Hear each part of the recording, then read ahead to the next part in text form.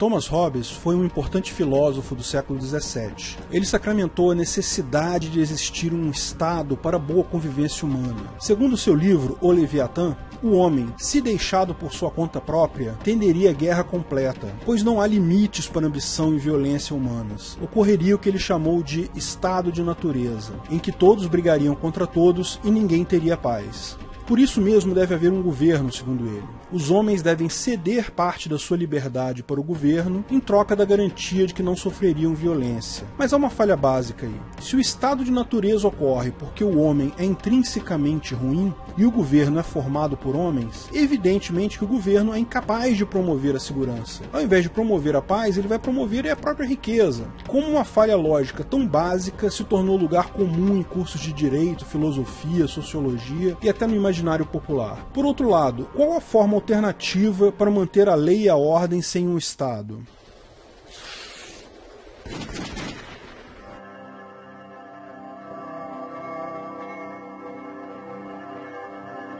O que é uma sociedade de leis privadas? Hans Hermann Hoppe inicia com essa reflexão o livro The Private Production of Defense, a produção privada de defesa. Ele ressalta o óbvio. Quando propomos o anarcocapitalismo, ninguém está dizendo que será cada um por si, salve-se quem puder. Haverá lei e ordem, só não haverá Estado central com o monopólio da justiça e das leis. A produção das leis será feita por entes privados, em competição. Apenas a ausência de coação, o livre mercado voluntário, pode garantir um sistema de leis eficiente e que realmente atenda a necessidade das pessoas. Veja, o livre mercado gera incentivo para que as leis sejam boas, sejam bem feitas, efetivas, porque se não forem, ninguém vai comprar aquela agência, ela vai à falência. O Estado, por outro lado, não tem incentivo nenhum para produzir boas leis. Quem acompanha a página do Senado no Facebook percebe isso, dá vontade de chorar com a maior parte das leis que são propostas lá. E olha, eu imagino que eles mostrem as melhores, né? Imagina as que eles não mostram. O Estado, de fato, se esforça diariamente para gerar insegurança e instabilidade. Os incentivos são esses. O propósito é óbvio. Ele precisa que o povo esteja em estado de necessidade, precisando de segurança, se sentindo inseguro, situação em que ele reforça o discurso dele de que é preciso mais governo ainda. Veja, o governo, sabendo que a autodefesa é a melhor forma de manter a paz e tranquilidade, busca a todo custo reduzir a capacidade de autodefesa do cidadão,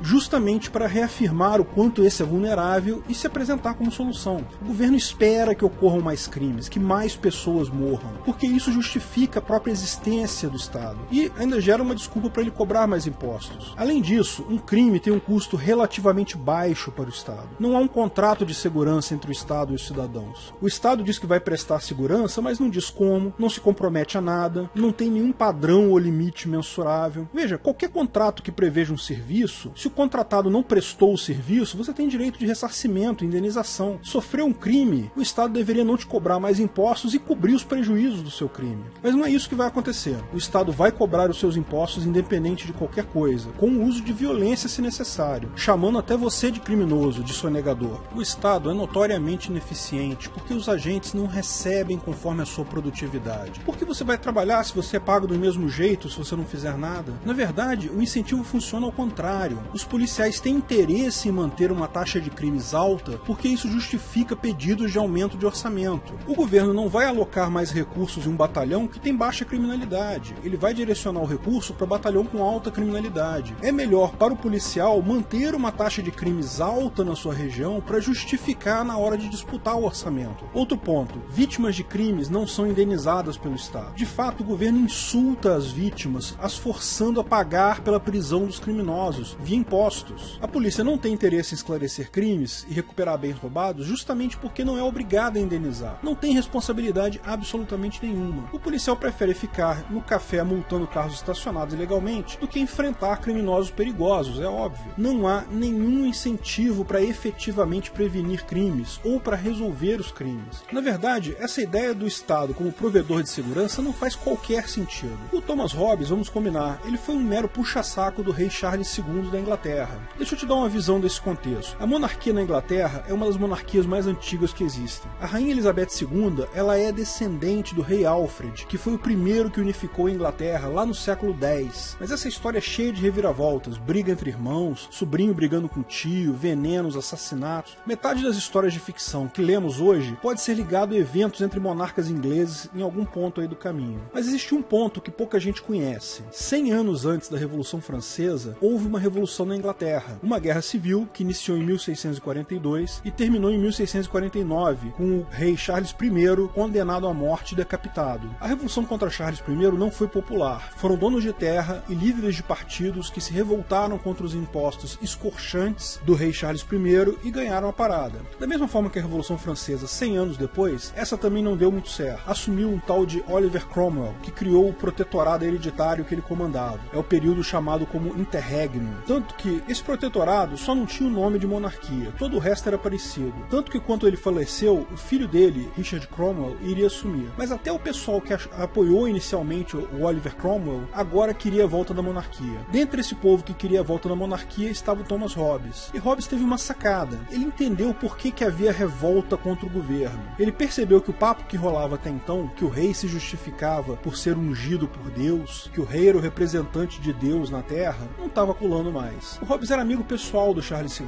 que era filho do Charles I. Ele percebeu que precisava de um discurso, uma justificativa não espiritual para o rei. O Leviatã foi isso, foi um discurso sobre encomenda, um panfleto que inaugurou a segunda era da justificativa estatal. A primeira era foi a religião, que vinha desde o Egito Antigo, os faraós eram deuses, ou então eram representantes dos deuses na Terra, os imperadores romanos também se diziam ungidos divinamente, e assim todos os monarcas se diziam procuradores de Deus. Hobbes criou a segunda era, a do contrato social, em que a legitimidade do governo era dada porque os seus súditos assinaram um contrato aceitando isso. O governo tinha uma função que era a função de dar segurança à população. Essa lorota é a que dura até hoje, mas já começa a mostrar sinais de esgarçamento. Recentemente estamos entrando na terceira era. O Estado pretende se justificar como um ente capaz de diminuir desigualdades sociais, prevenir preconceitos. Da mesma forma que com relação à segurança, isso também o Estado é incapaz de fazer. O Estado é o grande causador de desigualdades, e não quem previne isso. Mas eles têm que arrumar uma desculpa qualquer, não é mesmo? O livro O Leviatã só acerta em um ponto. O Hobbes diz que o Estado é um mal, mas, segundo ele, é um mal necessário. Essa parte do necessário é que está errada. O Estado é um mal desnecessário. Bom, e por que o Estado é incapaz de lidar com o problema da segurança? Como a gente falou, falta da indenização e falta de competição. Ele simplesmente é intrinsecamente falho para lidar com a segurança. A proposta do Hope é, como ele mesmo afirma, uma alternativa proposta. Ninguém sabe como será exatamente no Ancapistão, mas, segundo ele, deve começar pelas empresas de seguro, paulatinamente ampliando seu escopo. Da mesma forma que expliquei no vídeo quem precisa de polícia, a autodefesa continua sendo o ponto central da defesa pessoal. Qualquer mecanismo de segurança adicional será sempre secundário. As organizações de segurança privada, ou a sociedade de leis privadas, têm incentivo para manter a paz. À medida que o Estado for se tornando menos e menos eficiente na segurança, as empresas de seguro terão cada vez mais incentivo para ser eficientes. Hoje já há seguros no Brasil que exigem a instalação de dispositivos antifurto no seu carro, por exemplo, muitas vezes pagos pela própria seguradora. Não é difícil imaginar isso aumentar para, por exemplo, um seguro condominial que inclua também os guardas que vão tomar conta do condomínio, câmeras de televisão interna, investigadores, etc.